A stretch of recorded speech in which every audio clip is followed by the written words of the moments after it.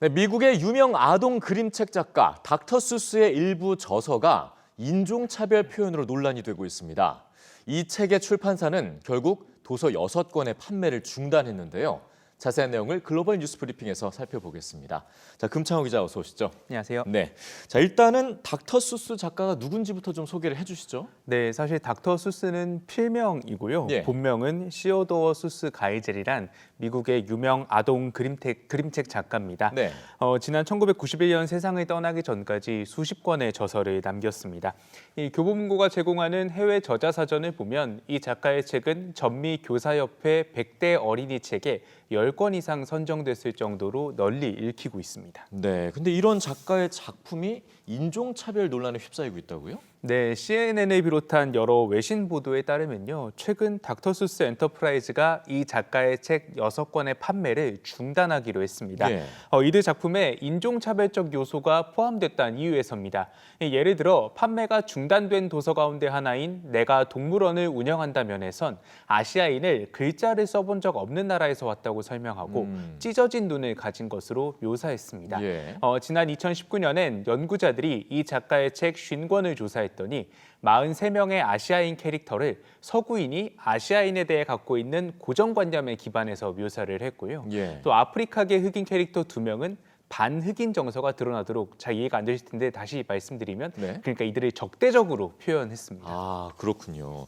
근데 지금 말씀하신 이런 책들이 최근에 출판된 책들은 아닐 텐데 유독 지금 왜 와서 논란이 되는 이유가 따로 있습니까? 네, 사실 그 미국의 전국 교육협회란 곳이 지난 1998년부터 매년 하고 있는 미국 독서의 날이 바로 닥터 수스 작가와 연관이 있기 때문입니다. 예. 이 미국 독서의 날은 매년 3월 2일인데요. 얼마 전이었죠. 네. 이날은 닥터 수스의 생일이기도 합니다. 아. 이 스티븐 그랜트 전국 교육협회 대변인은 지난 2017년 언론 인터뷰에서 전국 독서의 날을 시작하기 위해서 20여 년 전 닥터 수스 엔터프라이즈와 제휴했다고 언급하기도 했습니다. 예. 하지만 이런 인종차별적 묘사들이 문제가 되고 나서부터는 점차 연관성을 줄이는 추세입니다. 이번 조치는요, 일단 상당히 의미 있는 조치라고 좀 보여집니다.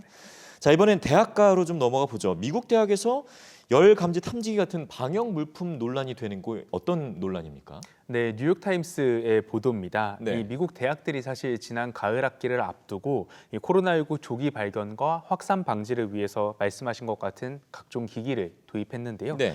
이 아이다호주의 아이다호 대학은 9만 달러를 들여서 식당과 운동시설 앞에 열 감지 장비를 설치했고요.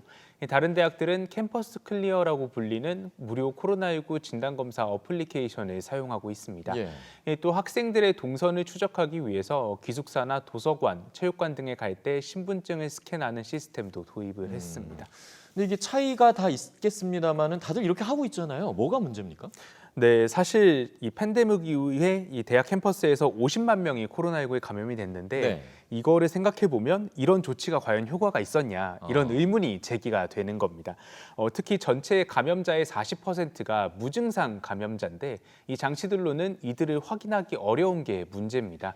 이 미국 질병관리본부는 온도 측정기가 매우 부정확할 수 있다면서 효과가 제한적이라고 밝혔습니다.